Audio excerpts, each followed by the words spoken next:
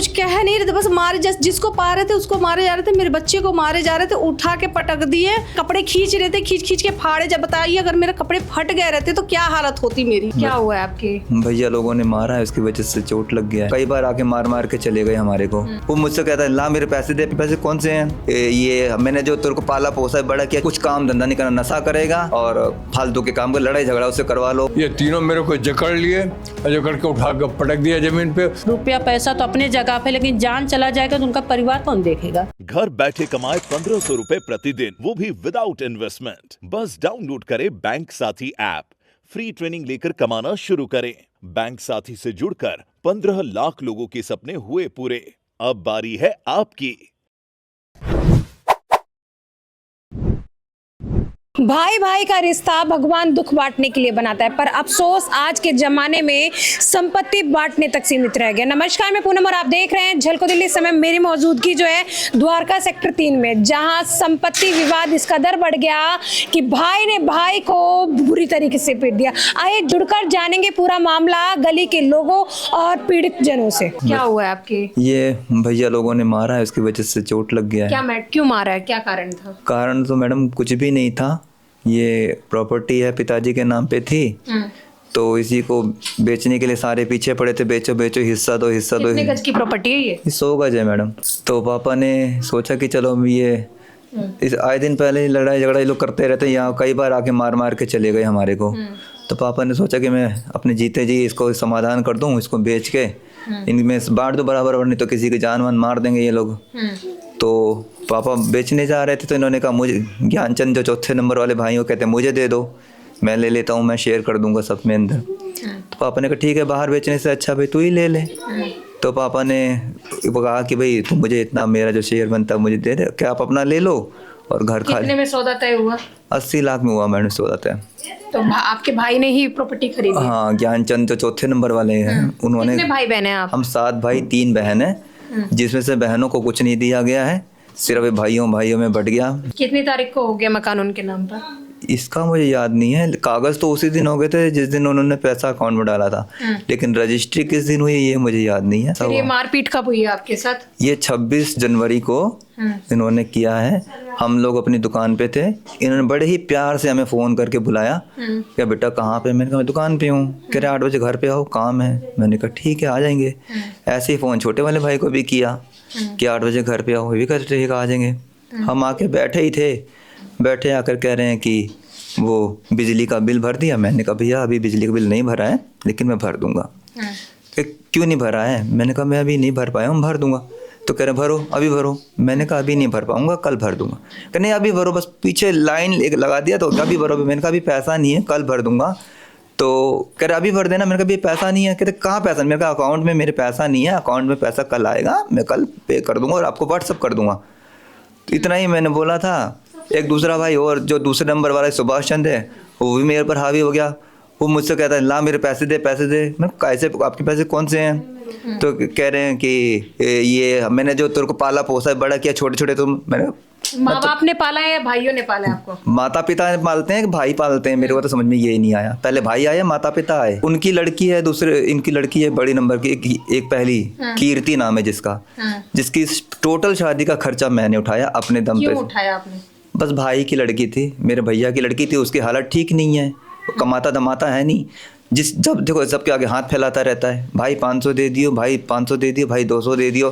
बस झूठ बोलना, आवारागर्दी करना, घूमना और कुछ काम धंधा नहीं करना, नशा करेगा और फालतू के काम कर, लड़ाई झगड़ा उससे करवा लो। तो मैंने उस लड़की को ये मैं ही नहीं, मैं झूठ, आपको कैमरे पे ऐसा लग रहा है झूठ बोल रहा हूँ, लेकिन अगर आप कॉलोनी में घूमोगे ना तो आपको मेरे से ज़्यादा वो लोग बता देंगे आपको कि मैंने क्या किया। उस लड़की की शादी करी, धूमधाम से शादी करी, मैंने पूरा सारा सामान उसको दिया, घर का जो सामान होता है। 26 तारीख को क्या हुआ था वो बताइए सर। तो फिर उसने, वो मुझे मारने पीटने लग गया। तो इतने बिजली के बिल नहीं बिल, हाँ बस ऐसे कोई बात, मकसद तो मारना ही था ना, कुछ तो खोद के निकालना। ऐसे कोई किसी कैसे मारने लगता है सर? मैं ये अब यही तो मेरे भी समझ में नहीं आया कि जब आपके नाम घर हो गया, सब कुछ हिस्सा हो गया, अब तो लड़ाई की कोई बात ही नहीं थी। लड़ाई पहले होती तो समझ में भी आता। आपके कितने बच्चे हैं टोटल? एक बार 7 बच्चे, 3 लड़की। 3 लड़की हैं। 10। तो किस लिए मारा है आपको?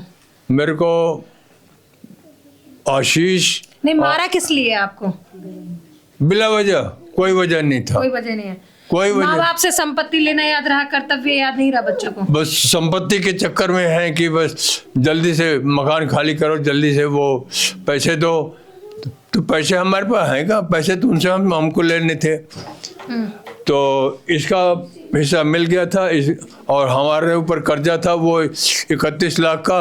वो कर्जा में ही हम लोगों का वो सारा पैसा काट लिए, कोई नगद पैसा नहीं दिया और बाकी पैसे अपने पास रखे हैं। और बिला वजह का चुपचाप आए, हम तो समझे कि आए हैं बात करेंगे, चुपचाप बैठेंगे, लेकिन कुछ नहीं। वो तो इससे तू मैं शुरू किया, इससे तू मैं शुरू किया। मेरे को वो सुभाष का लड़का आशीष और पोता, आपका पोता, हाँ, और प्रेम का लड़का पुनीत और अक्की ज्ञान का लड़का, ये तीनों मेरे को जकड़ लिए, जकड़ के उठा कर पटक दिया जमीन पे। वो तो खैरियत हो गया कि कितनी उम्र है बाबा आपकी? 84 साल है। आपने 7 बेटों 3 बेटियों को पाल लिया, पर आपकी 7 बेटे आपको मिलकर नहीं पाल पाए। अपने पति के ऊपर लेटे हुए थे, बोल रहे थे कि मत मारो मत मारो, फिर भी मेरे ऊपर चढ़ के मारे वो उन्होंने मेरा। कुछ बोल तो रहे थे, बस मारे जा रहे कुछ कह नहीं रहे थे, बस मारे जिसको पा रहे थे उसको मारे जा रहे थे। मेरे बच्चे को मारे जा रहे थे, उठा के पटक दिए, बस इसको छोड़ूंगा नहीं। उन्होंने जब मेरे पति को मार रहे थे, हम बचाए, तो मेरे कपड़े खींच रहे थे, खींच के फाड़े। जब बताइए अगर मेरे कपड़े फट गए रहते तो क्या हालत होती मेरी। इनको घर में घुस करके खाली करेंगे घर और इनको मारेंगे पीटेंगे, एक सामान बाहर करेंगे। प्रेम ऐसे बात प्रेम से मेरे को 6 लाख रुपया लेना था। ये प्रॉपर्टी में मेरे हस्बैंड बोले जब जमीन का हिस्सा मिलेगा उसमें से मेरे को कुछ पैसा चाहिए, तो उन्होंने कह रहे मैं नहीं दूंगा। उसके बाद सबको रजामंदी से किस रुपए बात कर रहे हैं? ये कमेटी की है, उधार मांगे थे मेरे हस्बैंड से उधार मांगे थे, बड़े वाले ने, हाँ प्रेमचंद ने उधार मांगे थे। फिर इन्होंने दुकान भी करवाए प्रेम नगर में, अपने पैसा लगा के, अपने सब कुछ लगा के, वही पैसा आज 7-8 साल हो गया नहीं दिए। कमेटी कह रहा वो भाग गया, तो मैं कोई बात नहीं, जब आपके पास होगा तब दे दीजिएगा, जब दे दीजिएगा। तो जब कह रहे नहीं दूंगा, तो ये बोले जब इतने साल हो गए हमने बोले तुम्हें हिस्सा मिल गया तो उसमें से मेरे को पैसा दो, तो कह रहा नहीं दूंगा। ज्ञानचंद ने बोला, ये बोले जब मेरा पैसा दोगे जब ही मैं पापा से साइन करवाऊंगा, नहीं तो नहीं करवाऊंगा। क्या ये जो पूरा मामला हुआ पूरी संपत्ति को लेकर ये सही है क्या? देखो बथुआ है, अब इतना हिस्सा के लिए किसी का जान मत लो। रुपया पैसा तो अपने जगह पे, लेकिन जान चला जाएगा तो उनका परिवार कौन देखेगा। इंदापुर थाने में कंप्लेंट किया है, लेकिन आज मेरे ख्याल से चौथा दिन है, कोई कार्रवाई नहीं हुआ है, कुछ नहीं हुआ। वो आराम से घूम रहे हैं, पुलिस वाले उनके साथ चाय पी रहे हैं और हम लोग यहाँ पे भटक रहे हैं। जो पीड़ित हैं, जो प्रताड़ित हुए हैं, वो तो चप्पल घिस रहे हैं। हाँ। और जिन्होंने मारा पीटा है, आतंकवाद फैलाया है सालों ने, वो आजाद घूम रहे हैं ऐसे अपने काम। कानून पे कितना भरोसा रह गया पूरा मामला देख के? गए तो पूरे विश्वास के साथ थे और एसएचओ साहब ने पूरा आश्वासन दिया था आपके साथ पूरा न्याय होगा। आपकी आश्वासन ही मिलता है। हाँ, आश्वासन ही मिला, कह रहे पूरी कार्रवाई होगी। अभी तक तो कार्रवाई देख रहा हूँ मैं क्या हो रही है, हम लोग परेशान हैं। लड़के को चुन्नू को घसीटते हुए लेके आए। बच्चा जिसका सर फोड़ा है, अरे इनका सबके 42 साल का होगा, तो बाहर घसीटते हुए लेके आए। हम सबने देखा, फिर बड़ी मुश्किल से इनका बेटा उठा के अंदर ले गया, लेकिन उसको एक दौरा टाइप जैसे पैरालाइज टाइप हो जाता ना, उस तरीके से हो गया। आंखें ऊपर हो गई एकदम और पूरा शरीर अकड़ गया और मुंह से पूरा खून भरा हुआ था और बिल्कुल कोई मुंह वो नहीं था। भाई के अंदर भाई के लिए इंसानियत भी नहीं, बिल्कुल भी नहीं। और जो कि भाइयों ने इनको मारा और पड़ोसियों ने फटाफट उनको बचाया, फटाफट पीछे की गली से बाइक लेके आए और फिर उनको हॉस्पिटल में लेके गए। तो ऐसा हो गया है, अपना खून अपने को मार रहा है और पड़ोसी जो दूसरे वो बचा रहे हैं। तो शुक्र है कि पड़ोसी तो थे, नहीं तो पता नहीं वो यहाँ पड़े पड़े मर ही जाता। आज के समय में 7 लड़के और 3 बहनें अपने माँ बाप को नहीं पाल पा रहे, हालांकि जिसमें से 5 भाइयों ने मिलकर 2 भाइयों और अपने बाप के साथ मारपीट की। पूरा मामला आप देख सकते हैं, गली के लोगों ने बताया या और पीड़ित लोगों ने बताया कि किस तरीके से 26 तारीख की रात को हंगामा होता है, प्रॉपर्टी विवाद ये शुरू होता है, उसके बाद मारपीट तक लड़ाई आ जाती है। मारपीट घर के अंदर होते होते बाहर पहुंच जाती है, जो समाज की लड़ाई बन जाती है। इस वीडियो को इसलिए ज्यादा से ज्यादा शेयर करें ताकि इस तरीके के मामले लगातार बढ़ते जा रहे हैं, जब संपत्ति विवाद के लिए भाई भाई को चाकू मार दे रहा। कहा जा सकता है पूरे मामले में कि आजकल के समय में बाप बड़ा ना भैया, सबसे बड़ा रुपया।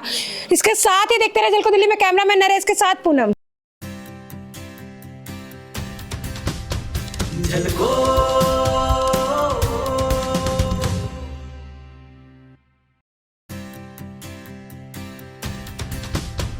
झलको